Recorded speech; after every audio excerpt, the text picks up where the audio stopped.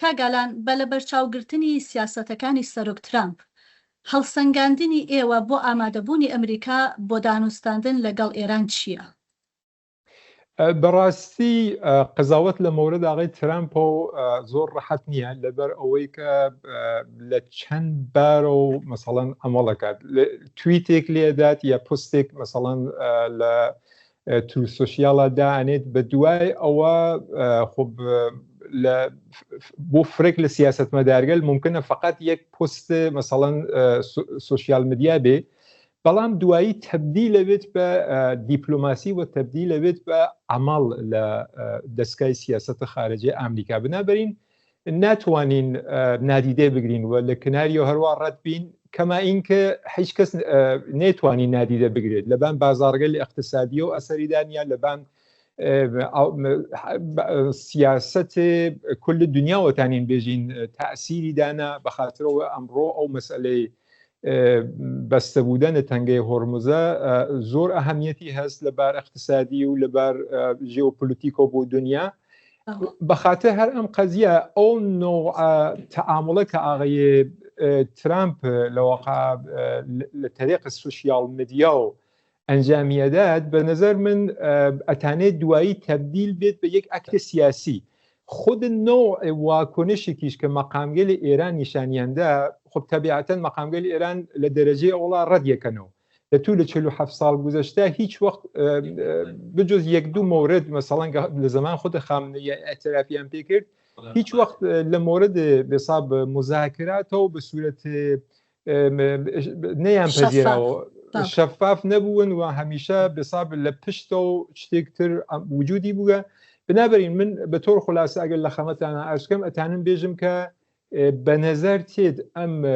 ڕوویکەردە ئاغای ترامپە شاید قەدەمێک بێت بۆ ئەوەی کە جەنگ تەواو بێت و واردە یەک مەرحەلەیە دیپلۆماسی بین لەم قێرانەدا. باشە کەواتە چونکە لە لای زۆرێک خەڵک هێشتا ئەو دوودانە پرسیار با بڵێن دروست بووە بۆ زۆری خەڵک پرسیارێک ئەوەیە کە ئایا ئەمە گۆڕانێکە لە ڕێبازی سەرۆک ترامپدا یا وەکو مانۆڕێکی سیاسیە ینی بەپی وەڵامەکەی جەنابەت من وە تێگەیشتم کە ئەتانەوێت بڵێن ئەمە بڕیارێکی جددیەوە ینی مانۆڕێکی تەنها سیاسی نیە چکە پێشتر بینیمان سەرۆک ترامپ کە لە پرۆسەی دانوستاندا بوون زۆر خەڵک ئامادە بوون کە ژینگەکەیان جۆر ئامادە کردبوو بۆ دانوستان بەڵام لە پڕە دیتمان لە چەندین سەرکردەی ئێرانیدا و لە ناویان عەلی خامنەیی بە ئامانجکرا. کامڵەن ئێوە حەقتان هەیە یعنی ئەرجم کردی نۆ ڕەفتار ئاغای ترامپ ڕەفتارێک یعنی یەک بە قۆڵ معروف بێژێت ڕەوانشناسیە خاصە خۆی هەست دروستە لە ئەین حاڵە مەسەڵان لە جەنگ 12 ڕۆژە و هەروەها لەم جەنگە جەدیدا کە تایسە زیاتر لە 20 و چەند ڕۆژ لێ تێپەڕ بووە با اینکە لە وەسەت هەردووکیە دانوستان بووە مذاکرە لە حاڵ ئەنجامە بووە حملەیش کراوە بەڵام مەسەلە ئەوەیە کە ئاغای ترامپ هەمیشە ئەو نوکتە کە مەدە نەزەریە مەترحی کردووە چەند لە جەنگی 12 ڕۆژە کە وتی ئێوەشێ بەحس سلاح لەواقع سلاحی هەستەیی بنە کنارەوە بەحس لەواقع بۆردە موشکەکانتان مەحدودکەن عمق استراتیژیکتان مەحدودکەن یعنی گروههای نیابەتیتان نەبێت لەبان ئەوانە چۆن بە نەتیجە نەگەیشتن حمڵیان کرد لەم جەنگ لەم ئاخرین دۆرە مذاکراتیشە ئەگەر چه بەحس بوو کە بەهەرحاڵ سوحبەتای کرا کە پێشنیارگەلێکی ئێراندا بەڵام وا دیارەکە مورد تەوەجو ئاغای ترامپ واقعەنەوە واقعیەت لە دنیای ئەمڕۆژە قودرەت تاعینیەکات ئاغای ترامپ ئیمڕۆ هە لە ڕێیس جومهور سەرۆک کۆمارێ ئەوەڵین قودرەتە دنیا بەهێزترینە و بنابەرین وەختێک مەسئلەیەک بەو نەتیجەیەگەیت ئەچێت تەسلیمی لەواقع بگرێت و ئەقدامی عەمەڵی ئەنجام بات ئیتر شتێک مانعی نابێت. زۆر باشە کاگالان وەک دەزانی هەواڵەکان باز لەوە دەکەن کە ئەو کەسەی کە بڕیارە بە ناوی ئێرانەوە دانوستان بکە لەگەڵ ئەمریکا قالیبافە بەو پێش کە ئەزانی قالیباف با بڵێن زۆر خۆشەویست نییە لە ناو کۆمەڵگەی ئێرانە بە گشتی پێگەیەکی وای نییە تەنانەت لە من باشتر دەزانن چەند جار خۆی کاندید کردووە دەنگیشی نەهێنا. ئایا ئەم پێگە لاوازەی قالیباف کاریگەری ناخاتە سەر شەرعیەتی ئەو دانوستانانە؟ ئەزانی چۆنە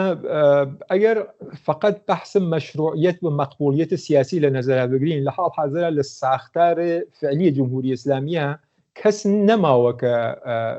ئەو جۆرە کە مەسەڵەن فەرز فەرموو مەشروعیەت و مەقبولیەتە مەردمیکی بێت.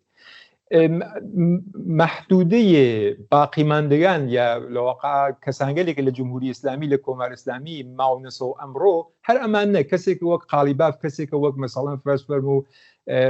فەرماندەی سپا ئاغای وحیدی یا مەسەڵەن خود ڕاهبەرە جمهوری ئیسلامی مەگەر ئاغای موجتەبا خامنەی چەندێک لە ناو مەردمە مەسەڵەن خۆشیانەوێت. فکر ناکەم و لێرە مەسئلەی ئەوە مەطرح بێت کە بالاخره ئەو چ پایگا و جایگایکی هەست. مەسئلەی بە نظر من ئەوەی کە ئەلبەت خود ئاغای قالیباف ڕەدی کردە و نێپەزێرا کە مذاکرێکی ئەنجام داوە، بەڵام مەسئلە ئەوەست کە بە نظر تێت باتەوەجو بە بەحثهای غیرڕەسمی کە خەریکە ئەکرێت احتمالاً ئیتر عێراقچی لۆ سەدها نابینن کە مەسەڵەن لەگەڵ یا بەحثکەن. مسئله ئاغای قالیباف ئەوەسە کە دروستە قالیباف متهمە بە فساد چە لە دۆرێکا کە لە شارەداریە بوو چە لە دۆرێکا کە لە سپا بووە. قالیباف بە عنوانی کەسێکە ناسن کە لە سەرکوب مستەقیم جنبشکە لە اجتماعیە مەخصوصاً جنبش دانیشتوویە لە ساڵ 1970 ئاغای قالیباف افتخاری ئەمە بوو کە ئێوت ئێمە دانیشتووەکانمان بە ڕەوەشە گازەمبوڕی ئیسلاحێکی بوو کە ئێوت ئێمە بە ڕەوەشە گازەمبوڕی دانیشتووگەلمان سەرکوب کردووە. یعنی ئەوەی کە ئێوە فکریەکەنەوە نقطەیە منفی بێت لە جمهوری ئیسلامیە لە فساد و ناکارآمەدی و ئەمانە بگە لە قالیباف هەست، بەڵام قەزیە ئەوەست کە لە کامیانە نییە. یعنی کام فەردێک ئایستە لە باقیماندەی جمهوری ئیسلامی ئەتانی ناو بووی کە مەسەڵەن لە قالیباف باشتر بێت، کەما اینکە قالیباف بە نظر من جایگای خاصێکی لە ناو سپا هەست. دروستە ئیمڕۆ فەرماندەی سپا بە کەسێکترا، بەڵام قالیباف ئەسەرگوزارە لە بەحث سپا بووە لە ئایندەی ئێرانە و هەروەها لە لای موجتەبا خامنەی شۆمە فکرم و جایگای ویژێ هەست. بنابەرین ئەگەر سپا و موجتەبای خامنەی لە پشتی بن لە مقابڵ مەردمیشا بێت بە نظرم ئەهەمیەت چەندانێکی نییە، چۆن ئەساس جمهوری ئیسلامی ئیمڕۆ کەوتووە سەر لێژی. باشە کاک ئالان با بڕێنە سەر ناوچەکە، پێت وایە ئەم دانوستانە چ کاریگەریەکی دەبێت لە ڕووی هاوسەنگی با بڵێن هێزەوە لە ناوچەکە بە تایبەت بە نسبەتی ئیسرائیل و سعودیەوە؟ خب البته مسئله سعودی و اسرائیل کاملا جیاوازه. من فکر کنم اگر مثلا اسرائیل امریکا و بس کشورگل عرب مثلا لرأسیان و سعودیه لنظر بگیرین، بو امریکا مسئله هسته‌ای و موشکی و نیروهای نیابتی کفایته که هر وابو اسرائیل ام سه شرط مهمه، بلام اسرائیل شرط تریشی هست. اسرائیل مسئله اصلی جمهوری اسلامیه. اجازه جمهوری اسلامی تهدید و تا زمانی که هم تهدید وجودی بیت من چون خریک اسرائیل تهدید کرد و توی یک اشی اسرائیل صحفه روزگار نمینید، بنابراین من فکر کنم پذیرش ام قضیه بو اسرائیل قطعی نیه. یعنی ممکنه ایسه به صورت مثلا یک تاکتیکی بپذیرید، ولی لنهایت او دشمنی لبین اسرائیل و اگر ایران همچنان لجیر سیطره جمهوری اسلامی بمینه همچنان ادامه پیدا کرد. اما مسئله کشورهای عربی و لرأسیان و سعودی فکر کنم مسئله حاشیه‌ای تره. یعنی بو اوان مسئله اصلی اوست که ایران یا جمهوری اسلامی لکاریان دخالت نکرد. او بحث مسئله نیابتیه بویان اهمیتی هست و هر وها مسئله توسعه اقتصادی که ام کشورگل لبریان گردوه. مثلا عربستان سعودی قرار تا 2030 تبدیل بید به هاب اصلی اقتصادی و هر وها تکنولوژیک و فناوری لمنطقه خاورمیانه. خب اما چه تهدیدیه کرد؟ ناآرامی هایی که خب به نظر عربستان سعودی و به نظر فرق لتحلیلگران و کارشناسان سیاسی منشأکه ایرانه. اگر او واقع او تهدید گله خنثی بیتو، من فکر کنم با عربستان سعودی ام قضیه پذیرفته شده است، کما اینکه جمهوری اسلامی ایتر او جمهوری اسلامی قبلی نیه. یعنی دروس ادعا که دروس همچنان اجت اما هاین سر مسیر و هاین رگه خامنه‌ایه، ولی واقعیەتی ئەمەسە کە ئەگەر ئەم لەم مەرحەلە بێنە پای مێز مزاکرە و قەرار بێت تەوافقی بێت و ئەو تەوافقاتە ئەو جۆرە بێت کە بەخاترەوە جەنگ بەرپا بووە. یعنی من بەعید دەزانم کە مەسەڵەن ئاغای ترامپ یان نەتانیاهو کنار بێن لەگەڵ جمهوری ئیسلامیە بدونە ئەوەی کە ئەو ئەهدافە کە لە جەنگە بوو یانە لە واقع بەراوردە نەوێت. ئەگەر بەراوردە نەوێت فکرەکەم ئەو جەنگ ئەدامە پەیاکات و ئەگەر بەراوردە بێت ئیتر ئەو جمهوری ئیسلامی ئەو جمهوری ئیسلامە نییە کە لە قەبلە. پێ دوایە هەتاوەکو ئیستەش ئەو ئامانجانەی ئیسرائیل و ئەمریکا دەستەبەر بوو بێت چ لە ڕووی ناوکیەوە چ لە ڕووی هێزی موشەکی ئێرانەوە؟ ببورن من یەک لەحظە سەداقەت و متوجه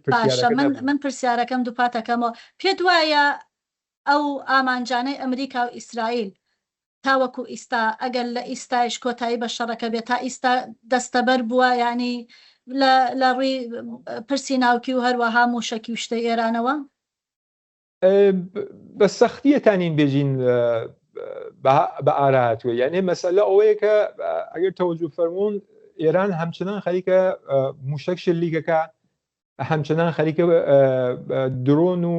پەهبادە نێرێ بۆ مەسەڵەن حتا تا ئیسرائیلیا مەسەڵەن عەرەبستان و قەتەر و بەقیە کشوەرە عەرەبیەکان کە ئامریکا لەوێدا پایگای هەیە. نیروهای نیابەتی دروستە زەعیف بووە، بەڵام هەمچنان هەن ئەلان حزب الله لە لوبنانە خەریکە بۆ ئێران بە سوورەتی پرۆکسی و نیابەتی شەڕەکات. بنابەرین ناتانین بێژین کە بە تۆرە کامڵ هەر ئەو شتەسەکە مەسەڵەن لەوە بەدوایش ئیسرائیل بە سوورەتی ڕسمی ئەیلامی کرد کە یەکێ لە ئەهدافی لەم شەڕە مەسئلەی سقوتی جمهوری ئیسلامیە و گۆڕانە ڕەژیم لە ئێرانە هەست. بنابەرین ئەگەر ڕژیم بمێنێتەوە یعنی جمهوری ئیسلامی بمێنێتەوە ئیسا مەسەڵەن تاغیراتێکیشی تیا بۆ وجود بێت، بەڵام بە نۆعێک جمهوری ئیسلامی ئەتانێت بێژێت کە من هەمچنان وجودم هەست و بۆ خۆی مەوەفەقیەتێ بە حەساوی بێرێت، بۆ خۆی پیرۆزیک بە حەساوی بێرێت. بنابەرین کەمی سەختە کە بێژین مەسەڵەن ئەمە مفادە تەسلیمە، یعنی مەگەر اینکە ئەو نە شەڕەکە ئەدامە پێیاکات لە جمهوری ئیسلامیە کەسانگەلێک بێنە سەر کە بێژن ئاغای مە ئیتر ئێوە هەرچێک ئێژن قبول یەکەین و ئامادەین دانووسیم کەین بۆ ئەوەی کە خۆمان تەسلیم کەین. بە نەزەر نایێت ئالەم مەرحەلە جمهوری ئیسلامی لەو نقطە بێت کە بە سوورەتی تەسلیم بێتە پای مێزە مذاکرە و دانووسن. باشە ئەگەر بمەوێ ئەم وەڵامەتان بۆ ئەم پرسیارە بەم شێوەیە مەسەلەن کۆتایی پێبێنم، ئەمەوێ بزانم کەواتە با بڵێم ئەم پێشهاتانە ئەمەوێ بزانم ئەو بەرچاوڕوونیە ئەداتە ئێمە کە ئەم دانوستانانە ئەنجامیان نییە کەواتە بەڕای جەنابەت ینی؟ من فکرێکەمەوە ئەگەر مەسئلە بەر خاتمەی شەڕ بێت تەبیعەتەن هەردوو تەرەف ئەتانن ئەدعایەوە بکەن بێژن مەوەفەقیەتمان بووە. ئەلان ئاغای ترامپ ڕسمەن ئێلامی کرد کە ئیتر جێک نەماوەی لێ بدەین، ئیتر هەمووی ئەو شتانە کە ئێمە مەدە نەزەرمان بووە پێگەیشتوین. ئەڵبەت خۆ لە ئەرز واقع وەختی تەواشاکەین تەنگەی هۆرموز هیچتا بەسراوە یا فەرم و جمهوری ئیسلامی هیچتا بەرقەرارە، بەڵێ موشک دەنێرێت و بەرقەرارە. بەڵام مەسئلە ئەوەیە کە ئەگەر یعنی لە سەمت جمهوری ئیسلامیشە وان نییە کە ئێمە فکرکەینەوە کە جمهوری ئیسلامی قەدەر بساب قدرەتە مطلقە قەدەر قدرەتە، وان نییە. جمهوری ئیسلامیش بە شدت لەگەڵ بحران مەشروعیەت لە داخڵە مواجه، یعنی جمهوری ئیسلامی الان لە علاوە بەر ئەوە کە تەواو دنیاگەرەکیان نییە، نکتەی ئەسی ئەوەیە کە خود مردمی ئێرانیش قبولیان نییە. جمهوری ئیسلامی تەکیە داوە فقط بە ئەسلحە و ئەم ئەسلحە و ئەم زۆرە لە کێبەرکەی لەگەڵ قدرەتکە لە بینالمللی و خارجیە بە نەزەر نایێت کە جمهوری ئیسلامی بەرەندە و مەوەفەقی بێت. من فکرەکەمەوە جمهوری ئیسلامی ئەگەر گەرەکی بێت بمێنێتەوە، ئەگەر گەرەکی بێت ئەدامە بات، هیچ ڕێگەیەکی بۆ نییە کە بۆی نەماوەسەو کە کۆتا بێت لەبار ئەو مەسائلە ئیدئۆلۆژیک و لەبان ئەو مەسائلە و کە بانی و باعث ئەم شەڕە بوون لە بۆعد داخڵیشەوە. یعنی من فکر ناکەم و مردمی ئێرانی تر یعنی ئەو تێکچوون بین حکوومەت و مردم گەیشتووە ئاستێک کە ئیتر مردم حسابی بۆ جمهوری ئیسلامی باز ناکەن. پێم وایە ئەگەر جمهوری ئیسلامی لەگەڵ قودرەتگەڵ خارجیە یعنی لەگەڵ ئەمریکا و ئیسرائیلە بە تەوافقی بگەیت تازە ڕۆژ شەڕ و ڕۆژێ مشکلی لە داخڵ و شڕۆ ئەوێت ئەوەی تر مەسئلەیەک جیاوازە کە ئەشێ دایبنین لەسەری بەحث جیا بکەین و زۆر کەس تەنانەت باس لەوەکەن بگرە ئەگەر ڕێکەوتنیش بکرێن نمونەی با بڵێن قەزافیەکانمان بۆ دووپات ببێتەوە. وایە بە هەر حاڵ هەر شتێک ممکنە بەڵام زەمان نەبات یعنی جمهوری ئیسلامی ئیتر ئەو جمهوری ئیسلامیە نییە کە لە قەبڵا بووە بەڵام ئەوەش نییە کە ئیمڕۆ بێژین مەسەڵان ڕۆخاوە شتێکە کە پایەکانی بە ئەنازەی کافی گەیشتووەتە نقطەی کە بە نەزەر تێت کە ئیتر ئەشی بە قۆڵ فارس دەڵێ غەزەڵ خوداحافزی خوێنێت و خۆی ئامادەی وەڵێ چوون بکات. بەڵێ باشە وەک پرسیاری کۆتایی با بێنە سەر پرسی کوردیش ئەگەر بێت و با بڵێن ئەم دانوستانانە بەو شێوەیە بێ کە خەڵک بەگەشت هەندێک بەگەشتبینیەوە سەیری دەکەن کە ئەو ناوچەیە گوایە دەڵێن ڕۆژهەڵاتی ناوین ڕوو لە ئارامی بکات و چوزانم ئەم دانوستانانە ئەنجامێکیان هەبێ لە ئەگەری ئەنجامی ئەم دانوستانانە لەگەڵ کۆماری ئیسلامی کاریگەریەکانی چ دەبێت لەسەر پێکاتەکانی نێو ئێران بە تایبەت دەمەوێت بزانم کاریگەری چ دەبێت لەسەر پرسی کورد لە ئێراندا. ئەگەر ڕاستەکەیتان گەرەک بێ من فکر ناکەمەوە تەئسیرە موسبەتێکی بێت لەبەر ئەوەی کە کۆماری ئیسلامی لە هەر شکڵێکیا لە نەزەریا بگرین ئێستا ئەسەن لە کۆمار ئیسلامی بگرین حتا لە بەخشێک لە ئالتەرناتیڤ و ئۆپۆزیسیۆنێ جمهوری ئیسلامیش لەگەڵ ئەو مەسئلەی کورد و پرسی کووردا بەداخەو نگاهێک کامڵەن پرۆگرسیڤ نگاهێک لەواقع خشونەتباریان هەست یانێ بە دوای ئەوە نین کە ئەم قەزیە مسالمەتامیز حەلکەن لە تەریقی مەسەڵەن ئەوەی کە قائل بن بە حەق و حقوقێکە کورد لە ناوچەکە هەسی و هەروەها کورد لە ئێرانە هەسی ئەگەر فەرز بەر ئەوە دابنین کە جمهوری ئیسلامی بمێنێتەوە و مەسەڵەن شەرایەتێک ئیجاد بێت کە حکوومەتێک مەسەڵەن بیشتر نظامی بێت من فکر ناکەمەوە لەو حاڵەتە شتێکی باش دەست کورد بگرێت بەڵام ئەگەر ئیمکان ئەوە بێت کە ڕژیم بگۆڕێت بە تەواوەتی یعنی ئێمە بەحث جمهوری ئیسلامی نەکەین ئەگەر لە ئێرانە جەدیدە شرایطێک فراهەم بێت کە یەک جنبش دموکراتیک کە اعتقادی بە تەکەسر بێت یعنی ئەتنیکە لە ئێران بە ڕسمیەت بناسێ و حقوقیان بۆ قائل بێت لەو شرایطە شاید بەڵام ئەگەر واقعیەتتان گەرەک بێت من فکرەکەمەوە جاری جمهوری ئیسلامی ئەگەر ببینێتەوە ئەشەی لە فکر ئەوە بێت کە بلاخەرە لە تەریق سەرکوب بیشترەوە لە داخلەوە خۆی حفظکە بەنابەرین یەکی لە مەوانعی کە هەمچنان لە مەسیریا هەست مەسئلەی پرس نەتەوەکانە و مەسئلەی ئەتنیکە لە ئێرانە بنابەرین فکر ناکەمەوە لە مەرحەلە اتفاق خاصێک لە مورد اتفاق مثبتێک کەوێت ئەلان ئێمە ئەبینین کە مەسەڵەن جمهوری ئیسلامی هەروەها کە مەسەڵەن لە ئیسرائیل و کشوەرگە عەرەبی موشەکە پەڕێنێت ئەمڕۆ لە هەرێمی کوردستان و باشووری لەداوە کە مەسەڵەن چەند پێشمەرگەی شەهید بوون بنابەرین ئێمە ناتوانین انتظارمان بێ بەداخەوە با اینکە مەسەڵەن قالیباف خۆ ئەساسەن لە سپا بووە و ڕوانینێکی ئەمنیەتی هەیە دقیقاً ڕەوانینێکی ئەمنیەتی هەیە ئەو ڕەوانینە کە جمهوری ئیسلامی لە توو لە 47 ساڵە بوویە و هەروەها ڕژیم قبلی لە ڕژیم پاشایەتیە کە ڕوونێکی ئەمنیەتی بووە هەمچنان بە نەزەرم ئەدامە هەیە مەگەر اینکە حکوومەتێک دموکراتیک واقع متەکەسر بە پەزیرشە تەکەسر و لە ئێرانە بێتە سەرکار لەو شرایطە خۆ ئیتر متەفاوتە. زۆر سپاس بۆ دکتۆر ئالانی تۆفیقی شرۆفەکاری سیاسی کە بەشدار بوون لەم توێژەدا. سپاس بۆ ئێوە.